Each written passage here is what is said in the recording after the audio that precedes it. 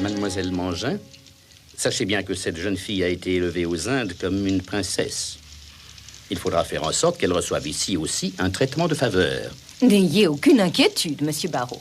Vous savez, depuis de nombreuses années, nous avons l'habitude d'accueillir dans notre pension des jeunes filles de l'aristocratie et nous recevons fréquemment des lettres de leurs parents qui nous expriment leurs plus vifs remerciements. Ce que vous me dites me rassure, car j'ai recommandé personnellement votre pension à son père. Ah, je dois aussi vous faire part d'une requête supplémentaire concernant l'accueil de votre futur pensionnaire.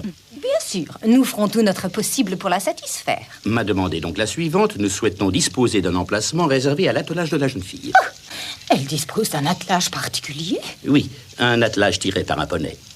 Je sais bien qu'il s'agit là d'un riche monsieur venant des Indes, mais un père qui met à la disposition de son enfant un attelage personnel, c'est bien la première fois que je vois cela. Mais nous avons une écurie et vous pourrez en disposer. Je vous remercie. Nous avons également engagé un cocher. Mais maintenant, pourriez-vous me faire visiter la chambre que vous avez préparée pour la demoiselle?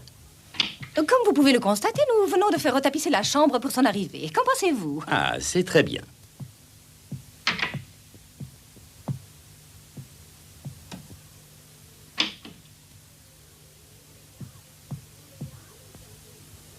Amélia, avez-vous terminé de préparer la chambre? Oui, j'ai fini, ma chère sœur. Eh bien, nous allons la voir maintenant.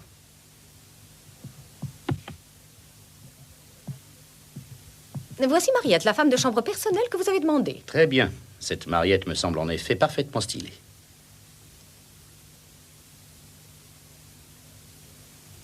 Oh, mais ce tableau ne va pas du tout. S'il venait à tomber sur la tête de la jeune fille pendant qu'elle dort, ce serait une catastrophe. Il faut absolument le déplacer. De toute façon, il me semble qu'un dessin représentant des fleurs conviendrait mieux que celui-ci.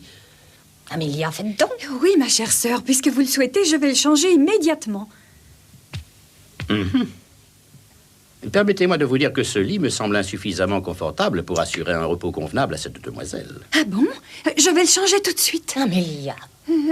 Oh, ne vous inquiétez pas. Son père m'a confié la charge de vous régler toutes les dépenses occasionnées pour son installation.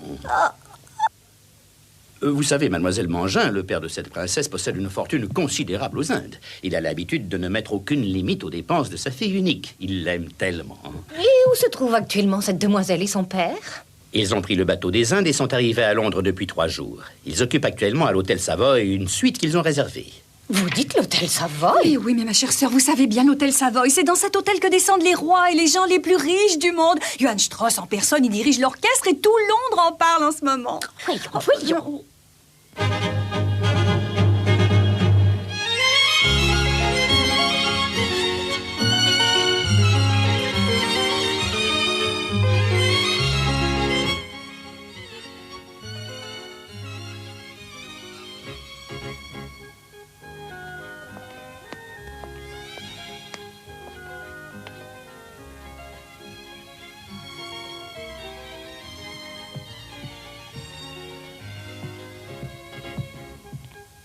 Ah, Sarah, tu étais là, ma chérie.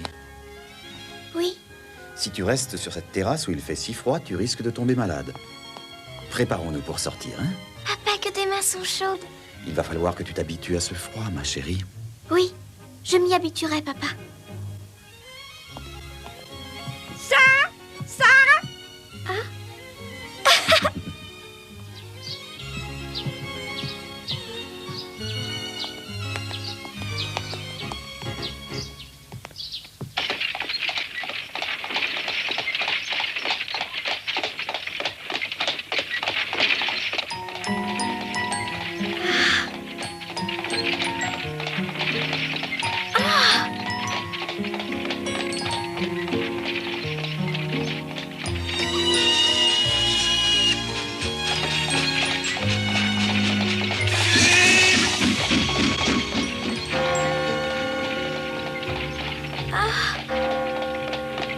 Écoute, c'est la cloche de Big Ben, comme c'est beau. C'est exactement comme je m'imaginais en lisant mon livre qui racontait des histoires sur Londres. Tiens, regarde, à gauche, on voit l'abbaye de Westminster. Je vois que tu connais déjà tout Londres grâce au livre que tu as lu avant de venir. Oh, je suis désolée, mademoiselle Mangin. Vous auriez dû m'appeler, je serais venue vous voir tout de suite dans votre bureau. Et James, où est-il? Oh, James? James? Oh, c'est vous, bonjour, mademoiselle la directrice. Qu'est-ce que je peux faire pour vous, mademoiselle? Aujourd'hui, nous avons le plaisir d'accueillir dans notre pension une nouvelle élève venant d'une famille très importante. Nous devons tous veiller spécialement sur elle. Elle doit faire l'objet d'égards particuliers. Si elle digérait mal, par exemple, comme vous êtes le cuisinier, James, je serais obligée de vous mettre à la porte. Bien, mademoiselle.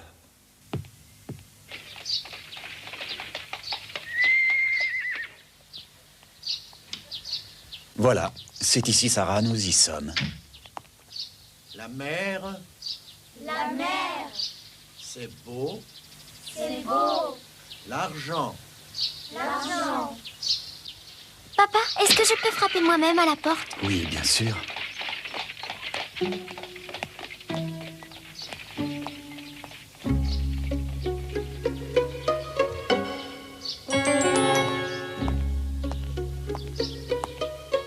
Vas-y, n'aie pas peur.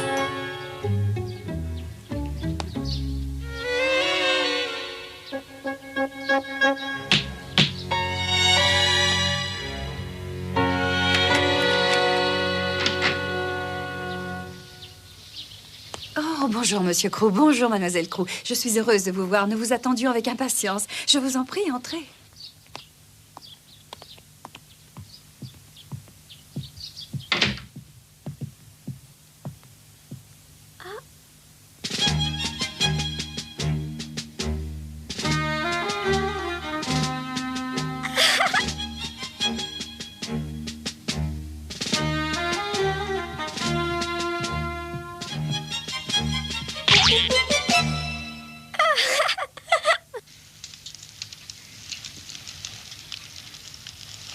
Je m'appelle Amélia Mangin. Je suis la sœur de Mademoiselle Mangin, la directrice de cette école, et j'ai le plaisir d'être également professeure de géographie.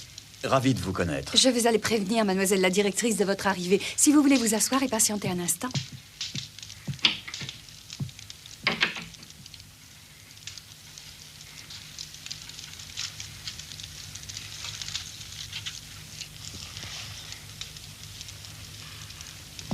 Sarah, elle a l'air d'être très gentille, cette mademoiselle Amélia, tu ne trouves pas? Si, je trouve qu'elle a l'air très gentille. Et la directrice, je me demande comment elle peut être. Tu sais, toi, papa? Oh, à vrai dire, je te le dirai quand je l'aurai rencontrée. Tu vois, moi, je l'imagine avec des lunettes et un chignon sur la tête. Ah ah. Et puis, elle est sûrement très grande et mince, et elle doit avoir un air sévère qui fait un petit peu peur. Quelle idée. Pourquoi dis-tu cela, Sarah? C'est parce que mademoiselle Meredith, ma préceptrice quand nous habitions aux Indes, était comme ça, et je crois que toutes les bonnes maîtresses doivent avoir à peu près le même air. Au fait, Sarah, n'oublie pas de dire bonjour poliment à mademoiselle Mangin. Oui, bien sûr, papa.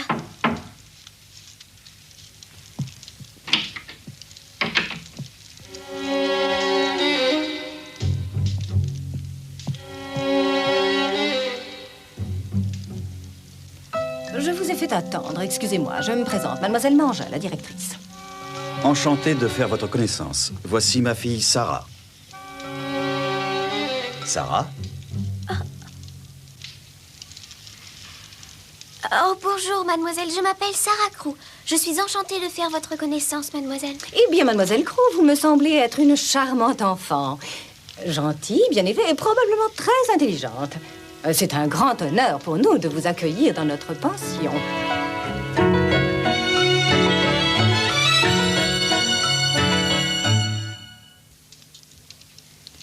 Je vous remercie d'avoir accepté de satisfaire toutes nos exigences. Mais ce n'est rien. Comme c'est courageux à vous, monsieur Crew, d'avoir pris la décision de mettre votre petite Sarah dans notre pension. Je vous en félicite. Oui.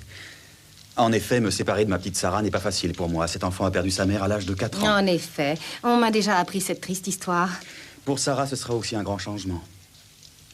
Elle aura peut-être un peu de mal à s'habituer, mais j'ai pensé qu'il était préférable pour elle qu'elle poursuive ses études dans une excellente école plutôt que de rester avec moi aux Indes. Je vous comprends. Tous les parents pensent au bonheur et à l'avenir de leurs enfants au prix de gros sacrifices.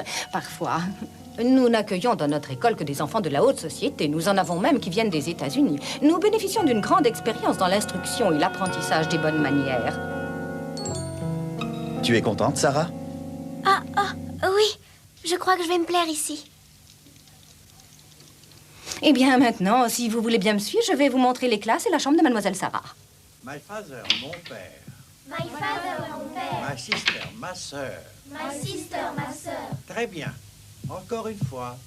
My sister, ma sœur. My mother, ma mère. My mother, ma mère. Entrez.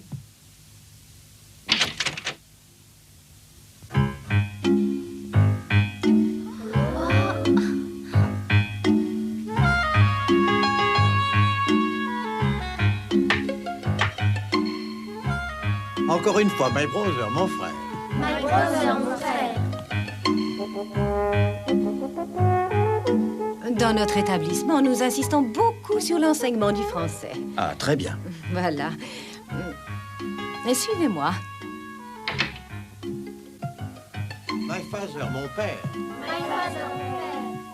My brother, mon frère. My brother, mon frère.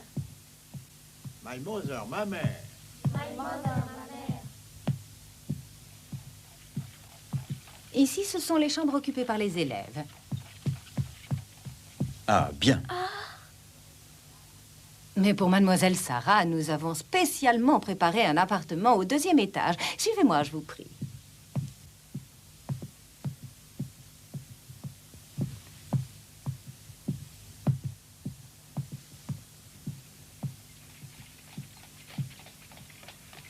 Ici se trouve ma propre chambre. La porte au fond est celle de l'appartement de mademoiselle Sarah. Je pourrais d'autant mieux veiller sur votre enfant. Nous allons voir ton appartement, ma petite Sarah. C'est ici. Entrez, je vous en prie.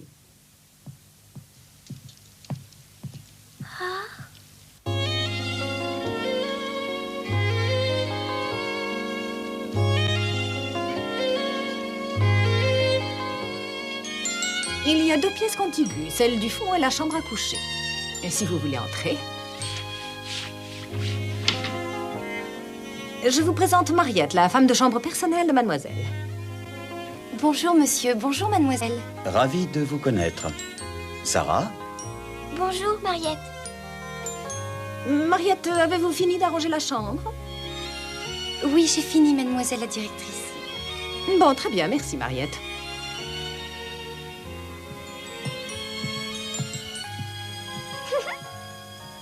Cette chambre me paraît tout à fait confortable. Ah, je vous remercie, monsieur Crew. Je suis ravie qu'elle vous convienne. Mais cependant, pour une jeune fille comme Sarah, il me semble qu'il manque tout de même un certain nombre de choses. Excusez-moi. Je crains qu'il n'y ait pas assez de meubles dans cette pièce. Mais votre fille a donc tant apporté de choses et d'effets personnels? Vous savez, Sarah est née aux Indes. Elle a grandi sans avoir jamais connu le froid. Par conséquent, nous avons complété sa garde-robe à Londres. Sarah a maintenant beaucoup d'affaires. Je vous demanderai donc de bien vouloir ajouter quelques meubles. Oh, mais certainement, monsieur Crew. J'aimerais que vous ajoutiez également une grande bibliothèque.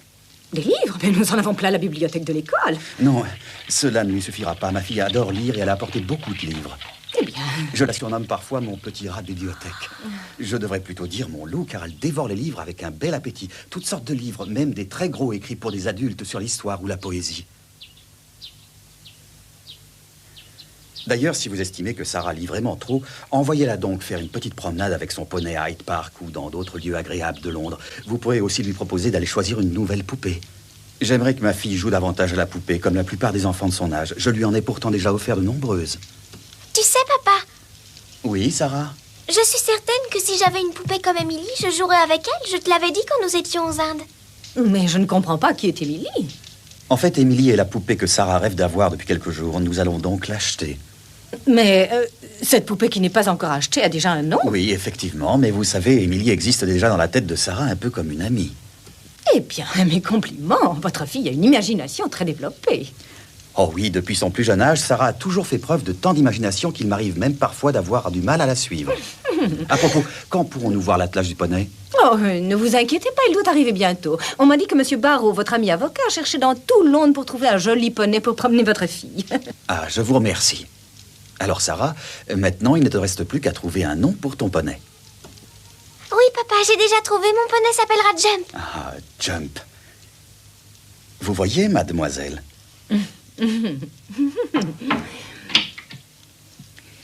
Je viens pour vous prévenir que le poney et l'attelage sont arrivés. Bon, eh bien, nous allons les faire voir tout de suite à monsieur Crew. Le cocher qui avait été engagé n'a pas pu venir. C'est un enfant qui va le remplacer. Mais qu'est-ce que vous dites?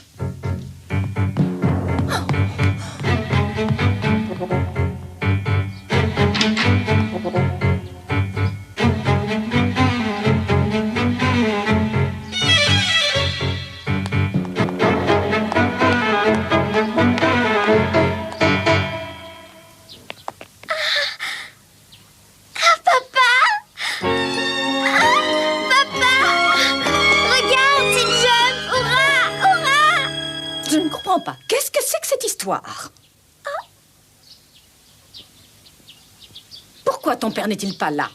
Ben, on s'excuse, madame, mais mon père, il a eu un accident. L'autre jour, il est blessé, il n'a pas pu venir. Alors moi, je suis venue pour le remplacer. Il m'a dit que vous pourriez peut-être m'engager à sa place. Comment? C'est absurde. Et vous savez, mademoiselle, je conduis les poneys depuis que je suis tout petit. C'est hors de question. Vouloir confier l'attelage d'une demoiselle aussi importante à un enfant de cet âge, c'est de la folie. Ton père ne se rend pas compte de ce qu'il fait. Excusez-moi, mais si je trouvais pas de travail, mon père, il a dit que comme ma mère, elle était déjà malade... Peu importe. Que se passerait-il s'il arrivait quoi que ce soit à cette jeune fille qui nous a été confiée? Va-t'en. Tu peux rentrer chez toi. Nous allons chercher un autre cocher pour mademoiselle.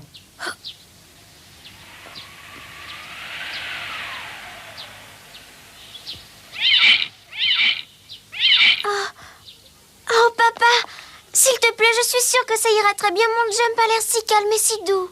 Oh, Monsieur Crew, si je peux me permettre, il me semble qu'un enfant n'est pas capable de conduire un attelage. Mademoiselle Mangin, je vous remercie de vous en inquiéter. Et si cela ne vous ennuie pas, je vais tout de même parler un peu avec ce jeune garçon avant que vous ne le renvoyiez définitivement. Bien, monsieur. C'est à vous de voir. Dis-moi, mon garçon, tu ne nous as pas dit ton nom. Je m'appelle Peter, monsieur. Peter, mais c'est un très joli prénom. Écoute-moi un peu, Peter. Tu sais, c'est normal que la directrice soit inquiète. Elle est responsable de tout ce qui peut arriver ici. Tu comprends ça, Peter?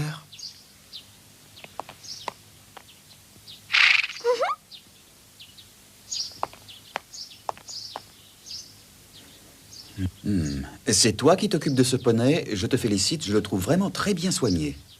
Oui, Sais-tu conduire un attelage? j'ai appris avec mon père, monsieur. C'est le meilleur cocher de Londres. Oh, papa, je suis sûre qu'il sait très bien conduire. Regarde, il l'a bien mené jusqu'ici. Oh, merci, mademoiselle. C'est vrai, je suis un bon cocher.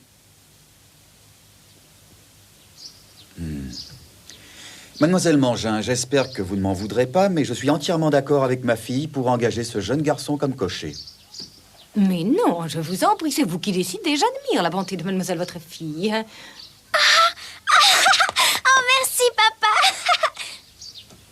Mademoiselle Mangin, je vous remercie. Vous avez comblé tous mes espoirs pour satisfaire aux désirs de ma fille en lui préparant une vie agréable. Je vais pouvoir repartir demain l'esprit tranquille. Oh, je suis content, on va pouvoir rester ensemble.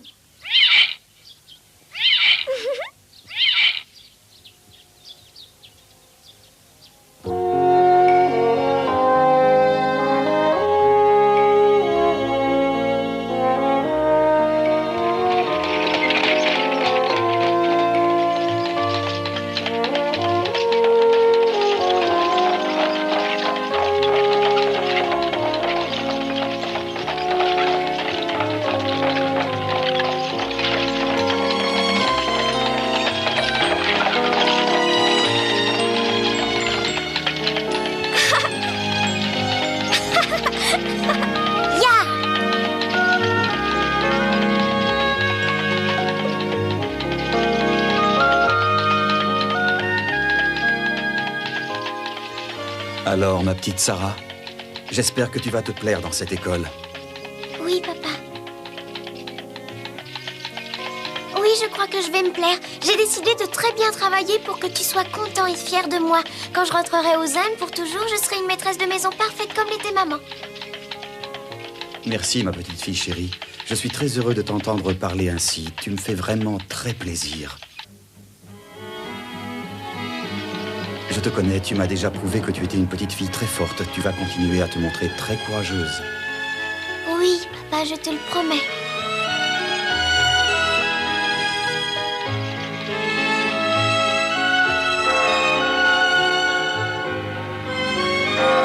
Pour ne pas attrister mon papa qui doit repartir demain pour les Indes, je fais tout pour contenir mon chagrin.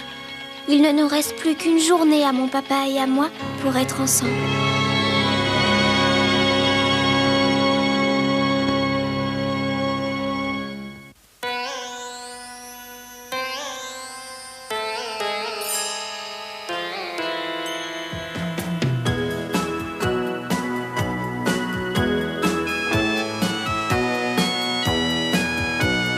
Princesse Sarah,